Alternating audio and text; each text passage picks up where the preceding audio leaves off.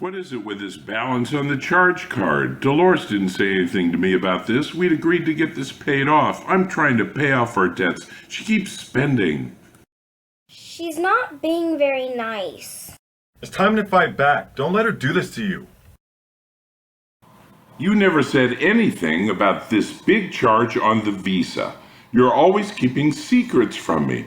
I seem to be the only one around here who cares about our finances. Uh-oh, we're in trouble. I'm sorry, Chad. I'm just an idiot. Well, you said it, not me. Don't let him do that to you. It's time you show him he's not the boss of you.